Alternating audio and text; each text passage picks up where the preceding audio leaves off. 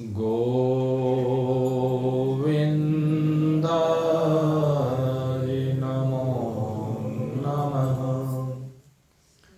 श्रीकृष्णाय वयं नमः। नारायणाय नमोऽस्तुते। न कृत्रित्वं न कर्माणि लोकसहसृजति प्रभुः। न कर्मफलसंयोगं स्वभावस्तु परवर्तते।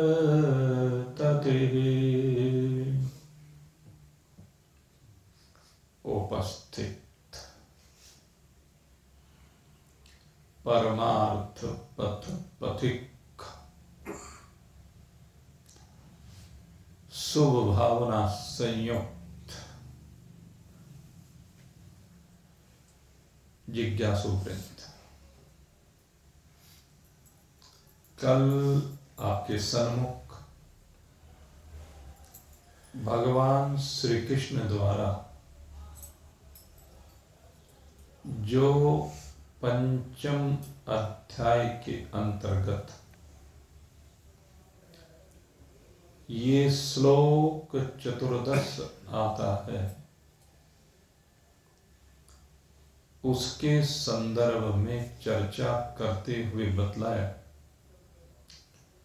कि 3 चीजें जीव में देखने को मिलती हैं।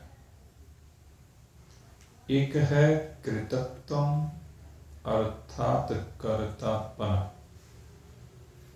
दूसरा कर्ता के द्वारा किए जाने वाले कर्म, और तीसरा है उन कर्मों के फल का संयोग। तो भगवान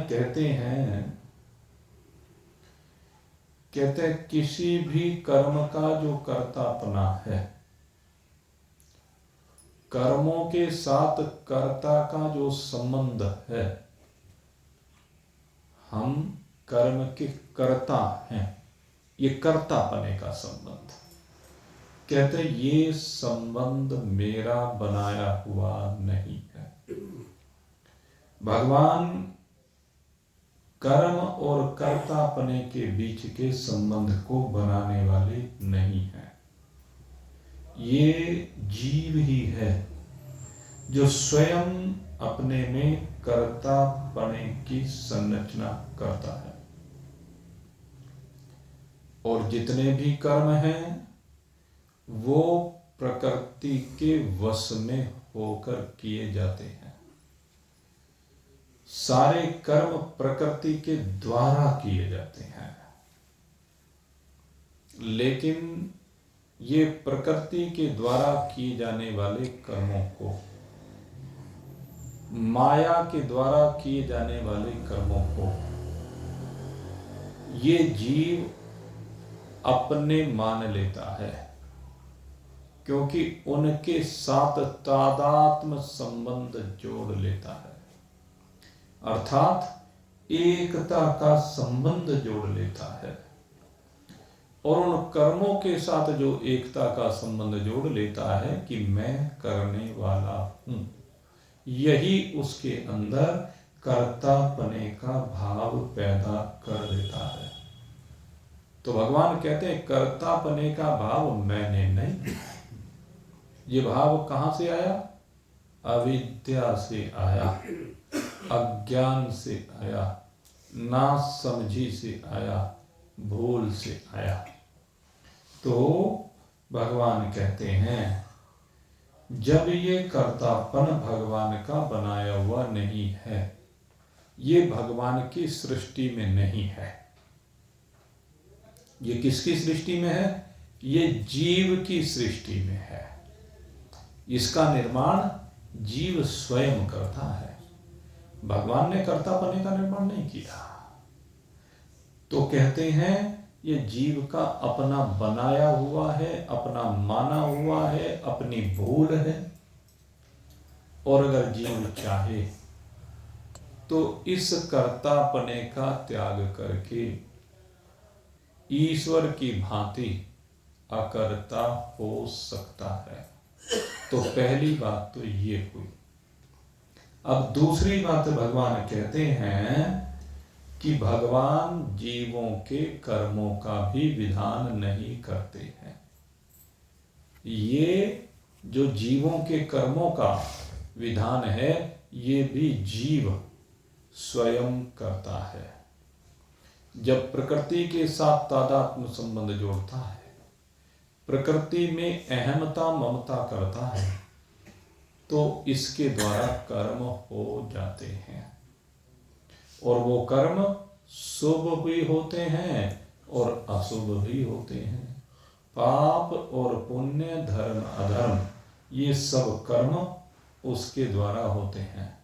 भगवान किसी भी जीव के शुभ और अशुभ कर्मों का विधान नहीं करते हैं। बात को समझ लेना, एक एक शब्द को, नपे तुले शब्द हैं ये। भगवान किसी भी जीव के शुभ और अशुभ, पाप अथवा पुण्य, धर्म अथवा अधर्म संयुक्त कर्मों के कर्ता नहीं है।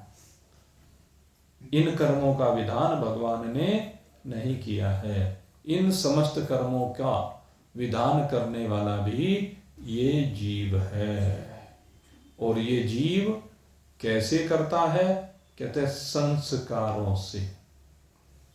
जो प्रारब्ध है, जो संस्कार कूट कूट करके जन्म जन्मांतर से इसके अंदर भरे हुए हैं, उनके द्वारा ये कर्मों का हेतु होता है। उन्हीं के द्वारा ये कर्म करता है। जिसके जैसे संस्कार होता है, उन्हीं के अनुसार ये पाप और पुण्य कर्मों का हेतु बन जाता है। भगवान किसी के पाप और पुण्य कर्मों के हेतु नहीं है। भगवान ने जीव के लिए किसी भी प्रकार के शुभ और अशुभ कर्मों का विधान नहीं किया है। हाँ, शुभ और अशुभ कर्मों का विधान हमारे शास्त्रों में मिलता है, हमारे गुरुजनों के पास मिलता है।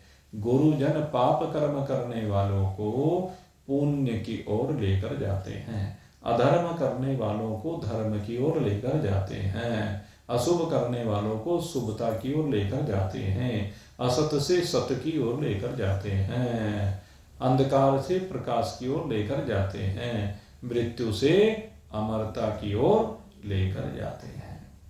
कौन कर रहे हैं? ये गुरु कर रहे हैं।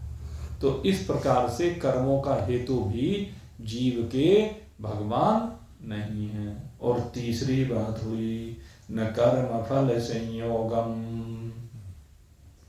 और कहते हैं भगवान किसी के कर्म फल को भी, ये जो कर्म फल का संयोग होता है ना, कर्म किया और फिर उसके बाद फल आया, कहते हैं ये भी भाई जैसा जीव कर्म करता है वैसा फल उसको भोगना पड़ता है। और हकीकत में देखा जाए तो कर्म तो जड़ होते हैं, वे भी स्वयं अपना फल भुगवाने में समर्थ नहीं है। एक चीज जरूर यहाँ पर है, और वो ये है कि भगवान कर्मों के फल का विधान जरूर करते हैं। कर्मों के फल का विधान भगवान ने कर रखा है।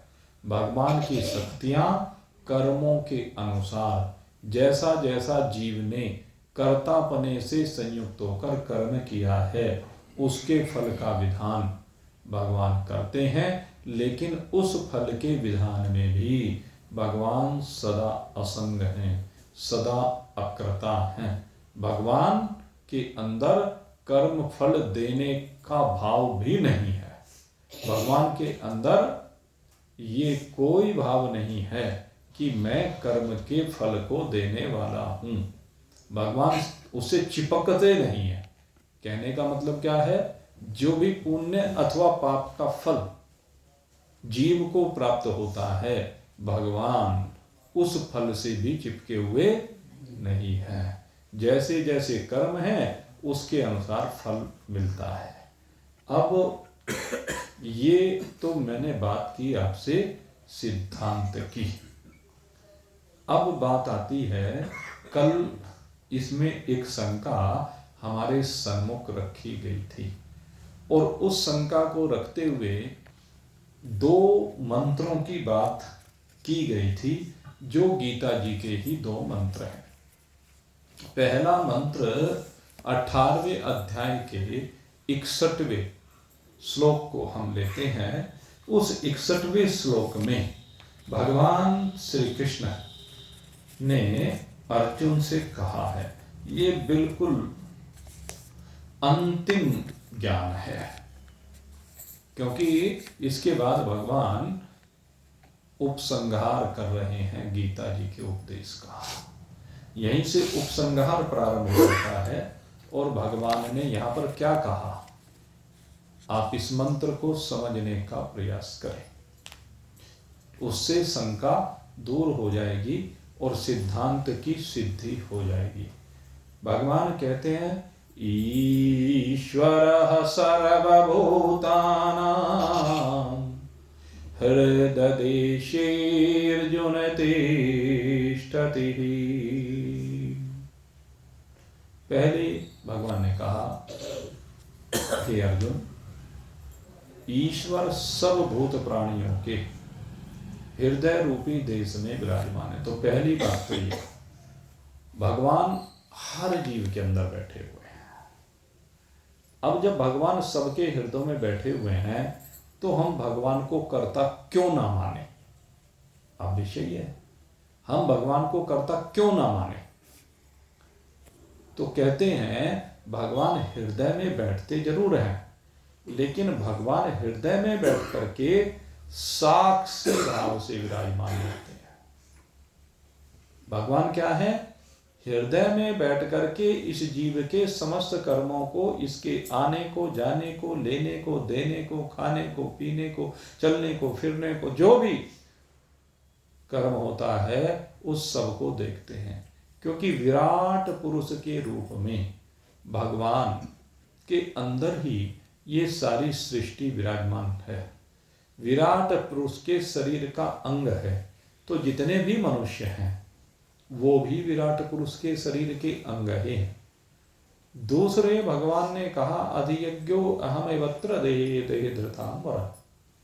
भगवान सबके हृदयों में कैसे बैठे हैं? तो इसको भगवान ने 8वें अध्याय में समझाया है कि मैं अधियज्ञ रूप से इस देह के अंदर, अधियज्ञो अहमेवत्र देहे देहे धृतांबर, इस देह को अस्तित्व देने, धारण करते हैं भगवान इस देह को। भगवान ने इस देह को धारण किया हुआ है, भगवान ने आश्रय दिया हुआ है, भगवान इसके आधार हैं, भगवान इसके अधिष्ठान है।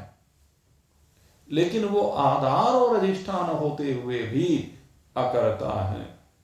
जैसे भगवान की लीला हुई, समुद्र का मंथन हुआ, और जो समुद्र का मंथन हुआ, उस समुद्र के मंथन में मंदराचल पर्वत की मथानी बनाई गई, वासुकी नाग की रस्सी बनाई गई, और जब उसके द्वारा समुद्र का मंथन करने लगे तो कहते हो मंदराचल नीचे डूबने लगा, समुद्र की गहराइयों में जाने लगा।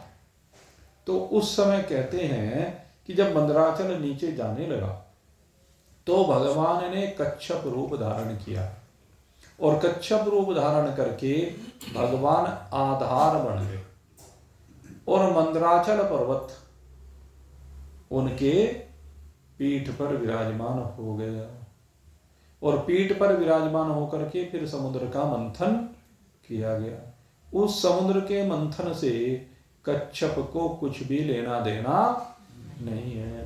समुद्र के मंथन के परिणाम स्वरूप जो भी रत्न निकले उनसे कच्छप को कुछ लेना देना, कच्छप केवल आधार है।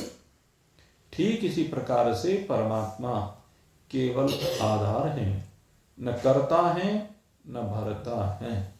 परमात्मा कर्तापने और भरतापने से बिल्कुल विलग है। जैसे रेल की पटरियां होती हैं, रेल की पटरियों के ऊपर न जाने कितनी रेलगाड़ियां चलती हैं और उन पटरियों के ऊपर न जाने कितनी गंदगी भी डाली जाती है, लेकिन पटरियों को न उस गंदगी से कुछ लेना देना, और किसी ने फूल डाल दिया, इत्र डाल दिया, ना उससे कुछ लेना देना है। वो तो रेल गाड़ी को आधार देने का कार्य कर रहे हैं, सड़क सभी वाहनों को आधार देने का कार्य करते हैं।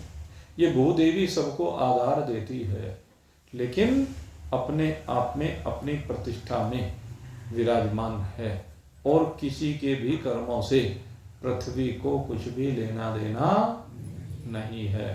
पृथ्वी असंग है।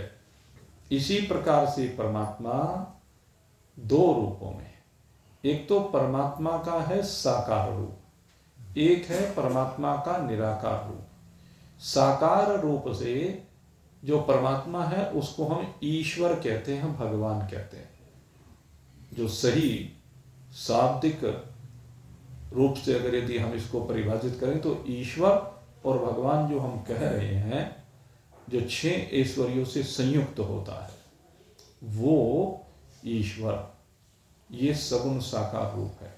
और सगुण साकार रूप ईश्वर का जो शरीर विराट शरीर है, उसका विराट शरीर होता है।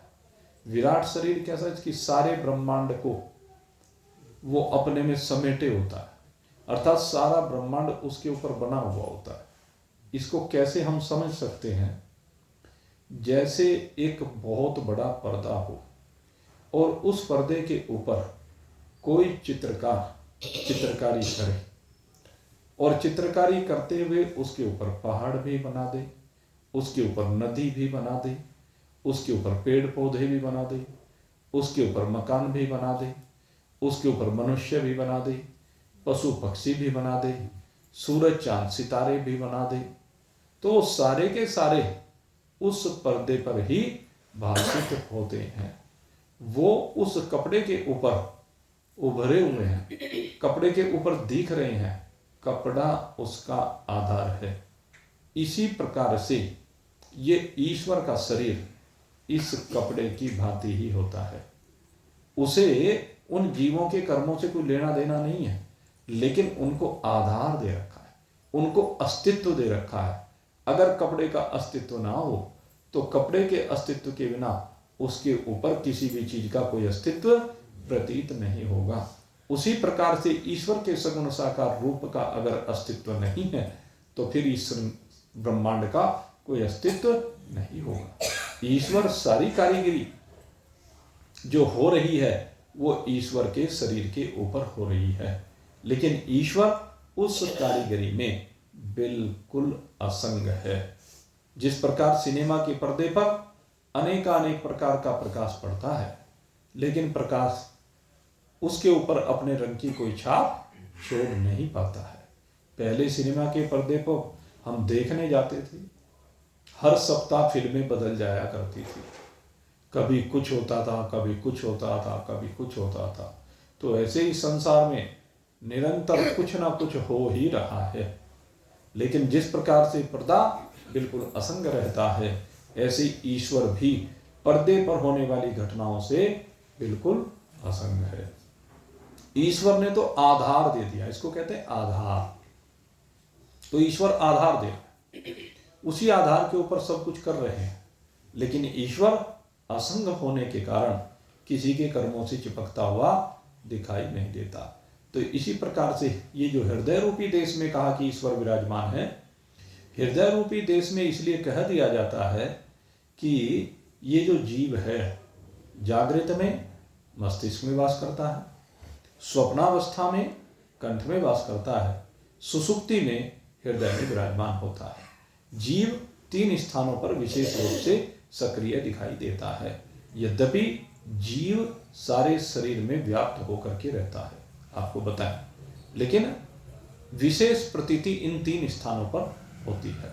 और हृदय में ही ईश्वर की इस जीव को, जब ये जीव प्रेम करता है ईश्वर से, ईश्वर के साथ अपने तार मिलाता है, तो इस दिल के ही तार मिलाता है।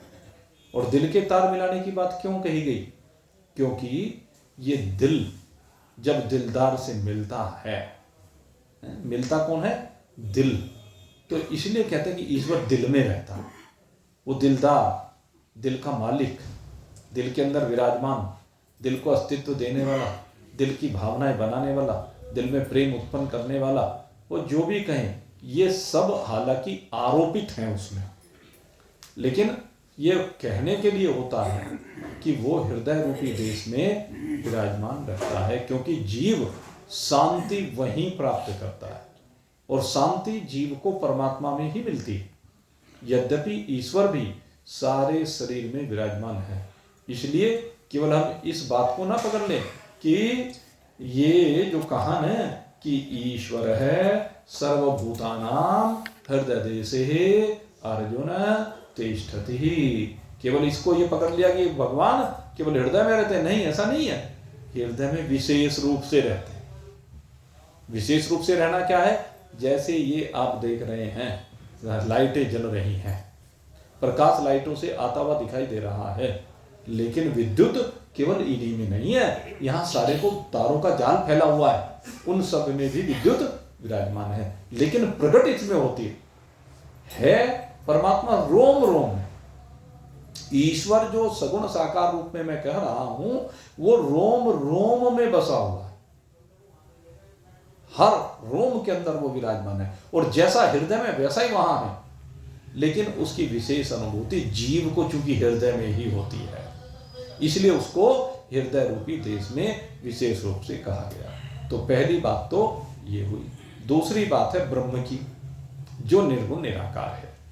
जब हम निर्गुण निराकार की बात करते हैं तो हम ब्रह्म कहते हैं उसको। ब्रह्म यानी जो व्यापक तत्व है, ब्रह्म जो अनंत है, ब्रह्म जो असीम है, अखंड है। आप सगुण साकार को अनंत नहीं कह सकते, सगुण साकार को असीम नहीं कह सकते, क्योंकि सगुण और साकार सीमाबद्ध है, सगुण और साकार अंत वाला है। निर्गुण निराकार अनंत है, असीम है, अपार है। जब हम इस प्रकार से विधेय और निषिद्ध विशेषणों के द्वारा परमात्मा को परिभाषित करते हैं तो वो परमात्मा का यथार्थ वास्तविक स्वरूप होता है। और वो क्या है?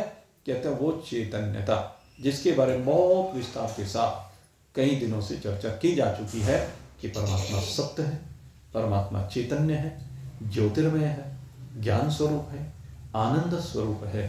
वो परमात्मा, वो निर्गुण निराकार परमात्मा की बात कर रहे हैं।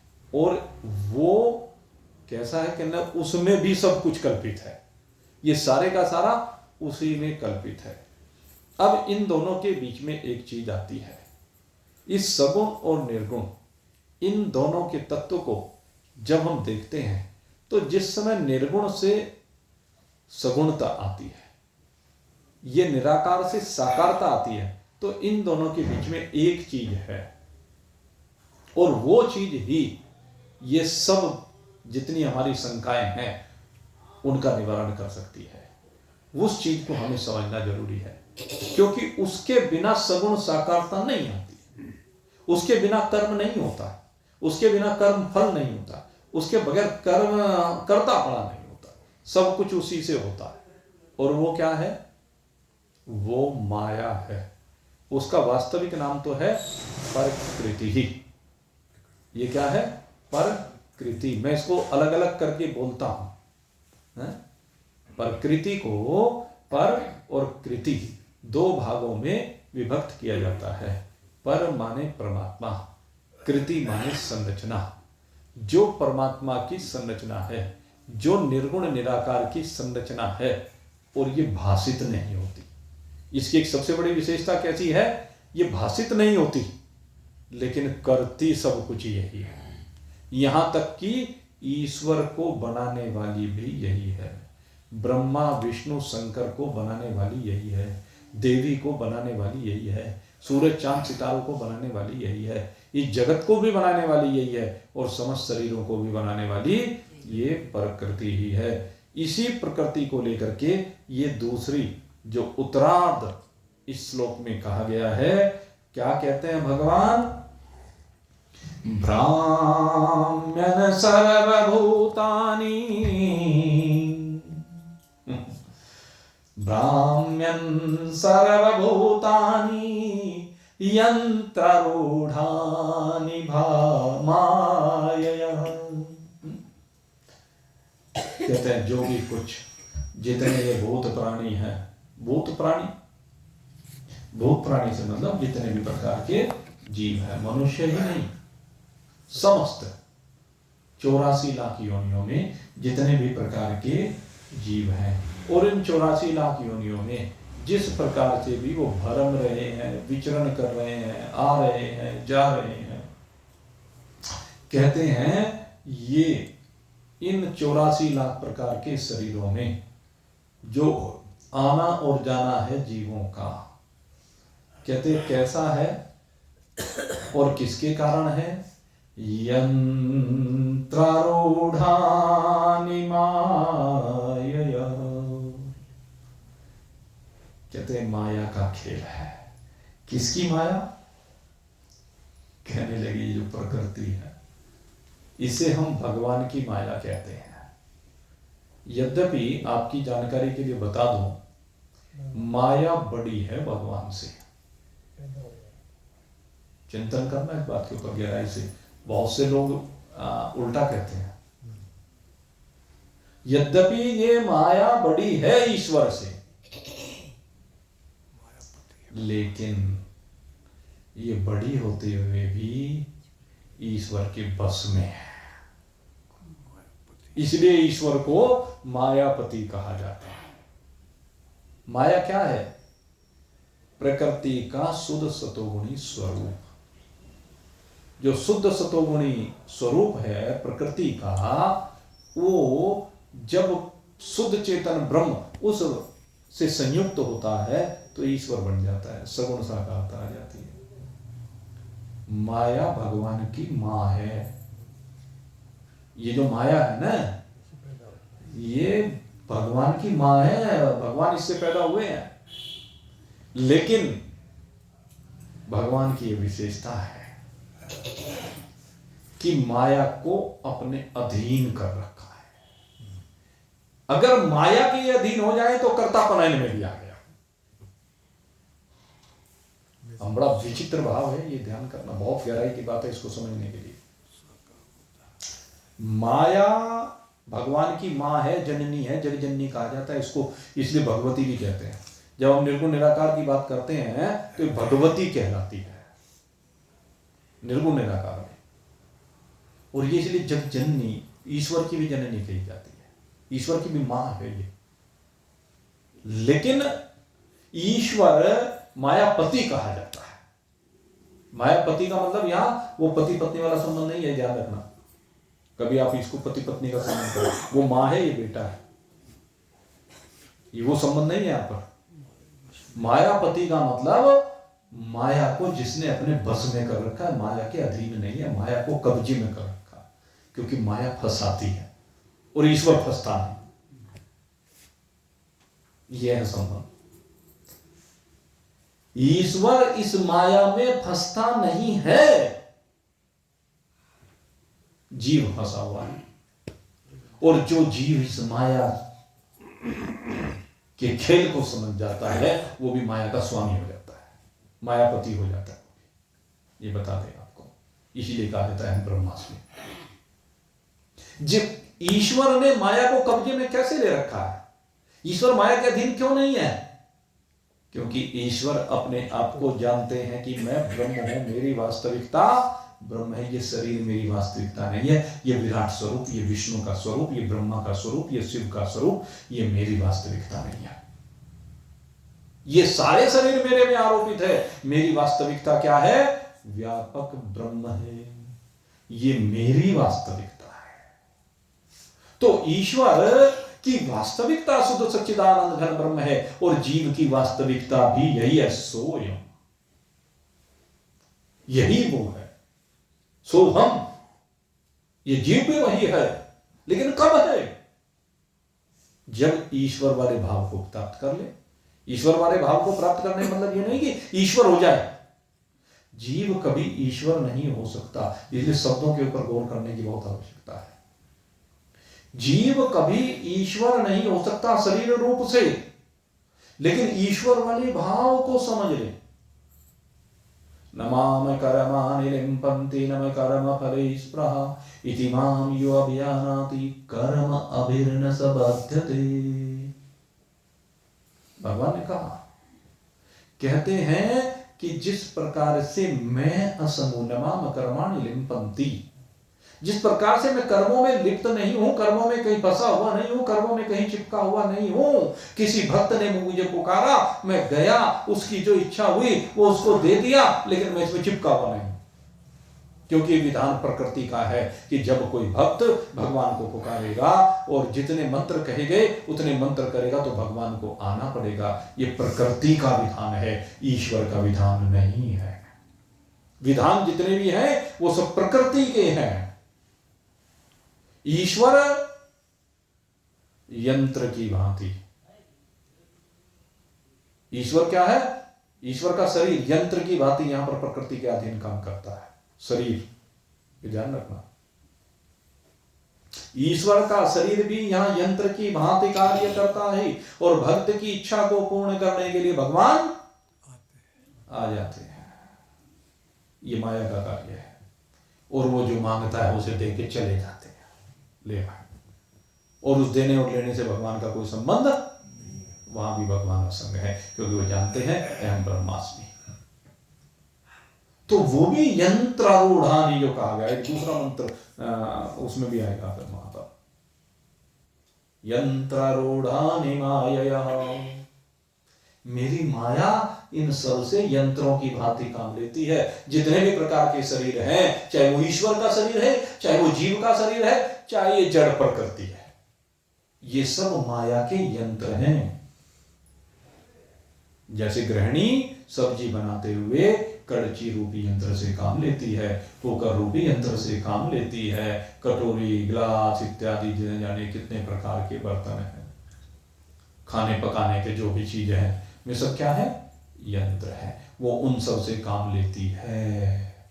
इसी प्रकार से ये प्रकृति भी इन सब शरीरों से काम लेती है, और ये सब शरीर यंत्रवत इन सब कर्मों को करते हैं, लेकिन इनसे चिपके हुए, जो चिपक जाता है वो फंस जाता, और जो नहीं चिपकता वो मैं ब्रह्मास्मि ब्रह्म होता है। यही बात भगवान ने कहा अर्जुन को, हे अर्जुन तू क्या हो? भगवान ने कहा, तस्मात् तमोत्तिष्ठ यशो लभस्व जीत्वा शत्रुन् भोक्ष्व राज्यं समृद्धम्, जीत्वा शत्रुन् भोक्ष्व राज्यं समृद्धम्, मय्यव एते निहताः पूर्वमेव निमित्तमात्रं भव सव्यसाची। इसलिए भगवान कहते हैं अर्जुन से, हे अर्जुन तू निमित्त बन जा। यहां पर जो शंका आई है वो इस बात को लेकर के आई कि भगवान ने कहा कि ये जितने ये तेरे सामने खड़े हुए हैं, कौन खड़े हुए हैं? कौरव पक्ष में युद्ध करने के लिए आए हुए महारथी, जो रिश्तेदार हैं अर्जुन के, संबंधी हैं अर्जुन के, जिन्हें देखकर अर्जुन को मोह हो गया है।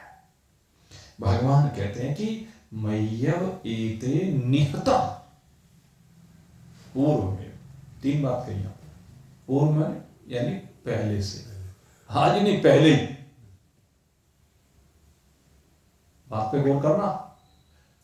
कहते हैं ये जो तेरे सामने खड़े हुए हैं, मैं ये वह मेरे द्वारा निश्चय ही एते ये सब निहता मार दिए गए हैं।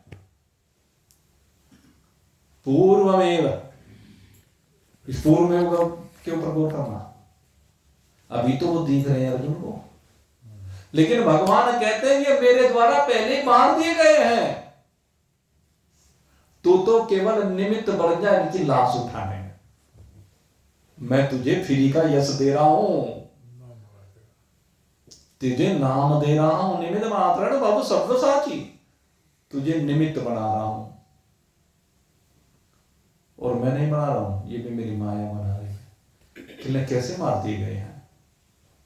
कहने लगे जो महाभारत का युद्ध है इसमें इन सब की आयु पूर्ण हो रही है, इनके कर्मों का जो फल आना था, इनका प्रारब्ध अब समाप्त होने जा रहा है, इसलिए मरे हुए हैं। तो जिस ये वैसे नहीं भगवान के द्वारा मारे गए, कैसे मारे गए? कहते इनकी आयु पूरी होनी अब बस फर्क ये है मैं जानता हूं इनमें से किसकी आयु आज पूरी हो रही है, किसकी कल या किसकी 18वें दिन, बस इतना सा अंतर है। मुझे पता है लेकिन तुझे पता नहीं है। न त्वं वेत्तत् परं तपः, हे अर्जुन ये तू नहीं जानता, क्योंकि मैं सब कुछ जानता हूं। बहूनि मे व्यतीतानि जन्मानि त्वच अर्जुन तानि अहम वेद सर्वाणि, तानि अहम वेद सर्वाणि। अर्जुन मैं सब कुछ को जानने वाला हूं। भगवान कौन है? जानने वाले हैं। और भगवान ने व्यवस्था कर रखी है कि जिसका जितना प्रारब्ध है, जितनी चाबी भर रखी है, वो चाबी जब तक भरी हुई शरीर चल रहा है। और कैसे चल रहा है? यंत्रवत। जैसे यंत्र चलते हैं ना, ये शरीर यंत्र ही है। शरीर यंत्र है, माया के लिए तो ये सब यंत्र हैं। माया के खेल में सब यंत्र हैं। माया क्या है? स्वभाव है, सतोगुण है, रजोगुण है, तमोगुण है। ये जो समष्टिगत सतोगुण, रजोगुण, तमोगुण है, ये प्रकृति, यही माया है। और जो व्यष्टिगत है, यही जब व्यष्टिगत रूप को धारण कर लेती है तो ये तब जाकर के अर्धांगिनी शक्ति बन जाती है, पत्नी बन जाती है। मायापति कहां है? वहां पर अभी तो वो जो मैंने आपको बताया कि अभी तो स्वामी किस तरह है कि उसके अधीन नहीं है, उसके कब्जे में नहीं है, उसके चंगुल में नहीं है ईश्वर। लेकिन जब ये पत्नी के रूप में सामने आ जाती है, अब इसका रूप व्यष्टिगत हो जाता है। समष्टि से ये व्यष्टिगत होती है। और व्यष्टिगत होकर के जब ये कितने रूपों में बढ़ती है? विशेष रूप से 5 रूप में। वैसे तो अनेक रूप हैं, अनंत रूप हैं इसके, लेकिन पहले हम विशेष रूप से 5 रूपों में इनको बांटते हैं। कहते हैं जब ये द्रव्य रूपिणी हो जाती है, द्रव्य रूपिणी माने लक्ष्मी हो जाती है, तो ये विष्णु भगवान की अर्धांगिनी शक्ति बन जाती है, उनकी पत्नी बन जाती है। और विष्णु भगवान उस द्रव्य शक्ति का उपयोग करते हैं। द्रव्य शक्ति के द्वारा संसार का पोषण करते हैं, पालन करते हैं। इसीलिए उनको पालन करता कहा गया, क्योंकि उनके पास ये द्रव्य शक्ति है, द्रव्य की व्यवस्था है। और ब्रह्मा जी कहते हैं उनके पास 3 प्रकार की शक्ति है। ब्रह्मा के पास 3 प्रकार की शक्ति है। ये 3 प्रकार की शक्ति कैसी है? कहते हैं एक तो तेज है ब्रह्मा के पास, एक बल है ब्रह्मा के पास, और एक ज्ञान है ब्रह्मा के पास। ये तीनों चीज हैं, इसलिए इसके द्वारा ये 3 प्रकार की शक्ति, इसको सरस्वती, गायत्री, सावित्री रूपों में कहा गया। तो ये जो ब्रह्मा जी के पास है, ये भगवान की, ये ब्रह्मदेव की अर्धांगिनी शक्ति बनकर आती है। और इन शक्तियों के द्वारा ये सारी सृष्टि का सृजन करते हैं। और एक शक्ति है क्रिया शक्ति। क्रिया शक्ति माने मां गौरी, जिसको हम पार्वती जी कहते हैं। ये पार्वती जी भगवान शंकर की अर्धांगिनी शक्ति बन के आती है। और जितनी भी क्रियाएं हैं, क्रिया है तो कर्म है, अगर क्रिया नहीं है तो कर्म संभव है क्या? कर्म का पता क्रिया से तो चलता है। जेब कतरा आया, जेब काट के चला गया। कर्म हो गया, पता बाद में चला, लेकिन कर्म तो हो गया, तो क्रिया तो पहले होगी ना। तो ये जो क्रिया है, ये शक्ति शंकर भगवान की, जितनी भी क्रियाएं होती हैं वो शंकर भगवान अपनी क्रिया शक्ति से करते हैं। और एक पांचवी एक शक्ति और है, वो कौन सी शक्ति है? कहते हैं उसको कहते हैं प्राण शक्ति। ये प्राण शक्ति भी भगवान नारायण की शक्ति है। इसको कहते हैं संजीवन शक्ति। अब चिंतन कीजिए, बल भी है, तेज भी है, बुद्धि भी है, ज्ञान भी है, द्रव्य भी है, क्रिया अभी नहीं है। कब होंगी? जब प्राण डल जाएंगे। जब तक शरीर में प्राण नहीं होंगे तो क्रिया होगी क्या? सारा बल यहीं धरा रह जाएगा, सारा धन यहीं धरा रह जाएगा। हाँ? जोड़ जोड़ मर जाएंगे, चौखुंटी और चोर, मार जमाई खाएंगे, ससुरे की जय हो। कहावत है। और भाई हमारे गुरु जी कहा करते थे, भाई जय भी नहीं बोलते। ये जमाई इतना खतरनाक प्राणी है, पूरा जम है।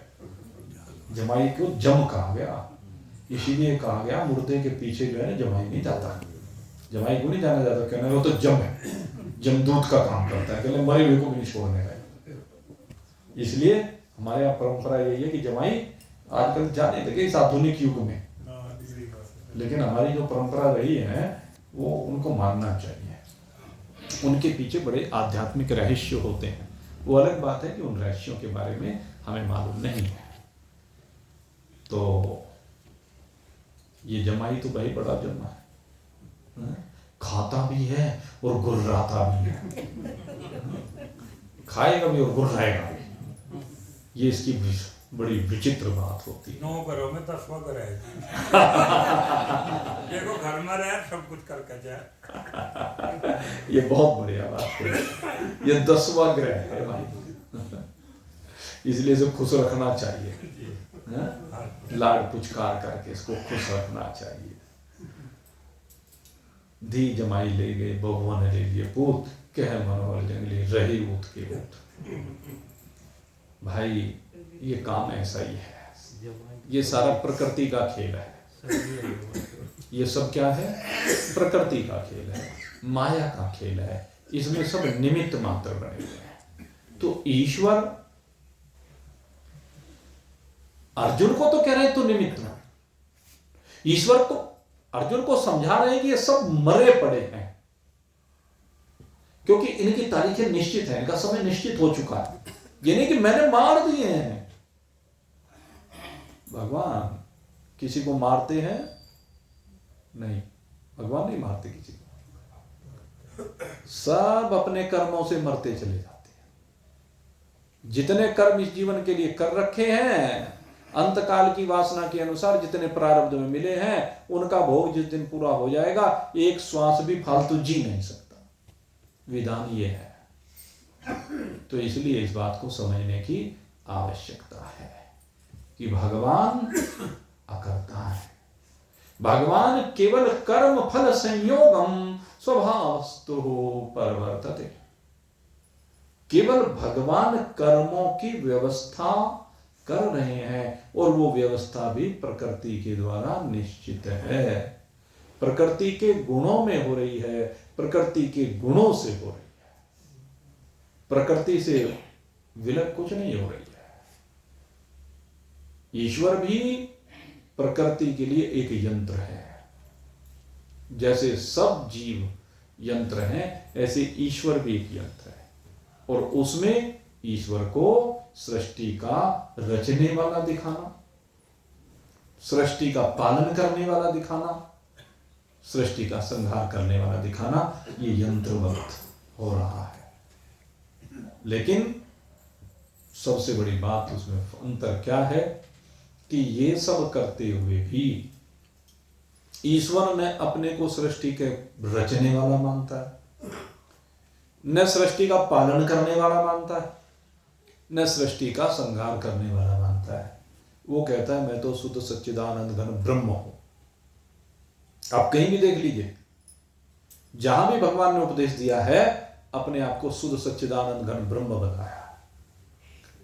कहले मैं प्रकृति की सीमाओं से परे हूं, मेरा वास्तविक स्वरूप प्रकृति से परे है। और रही शरीरों की बात भाई, तो शरीर तो सारे खेल के लिए बनाए गए हैं।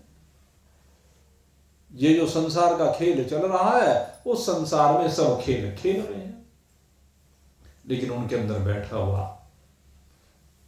आत्म रूप से बैठा हुआ ये परमात्मा सदा ही असंग है।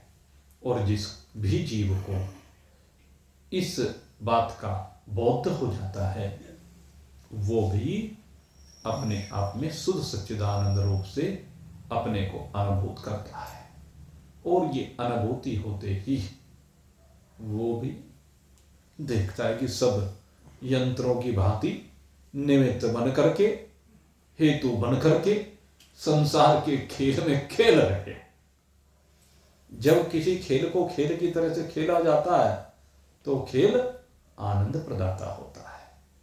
और जब आप खेल को उसके साथ जुड़ करके खेलेंगे, उसके खिलाड़ी बन करके उस खेल को खेलेंगे, तो खेल की हार जीत, खेल के उतार चढ़ाव आपको परेशान करेंगे, सुख और दुख देंगे। इसलिए इस खेल को खेलिए, लेकिन खिलाड़ी बन करके मत खेलिए। इस खेल में खिलाड़ी मत बनिए, बल्कि खेल के दृष्टा बनिए। जैसे एम्पायर होता है, एम्पायर दोनों पक्षों के खेल को देखता है, निष्पक्ष रूप से फैसला बता देता है। वो किसी के पक्ष में खड़ा नहीं होता, निष्पक्ष होकर के बता देता है कि ये हो रहा है इस खेल में, ये खिलाड़ी ये कर रहा है, लेकिन मुझे कुछ भी लेना देना नहीं। कोई हारे या जीते, मेरी तनख्वाह मेरे घर में पहुंच जानी चाहिए समय पर। जय राम जी की। यही खेल है। तो इस खेल को समझिए और खेल को समझ करके मेरे मित्रों आनंद मनाइए। मैं समझता हूँ अब ये विषय स्पष्ट हो गया होगा, और फिर भी अगर कोई भ्रांति है तो भाई और प्रयास करेंगे, बता देना। बोलिए सच्चिदानंद भगवान की जय। मोर मुकुट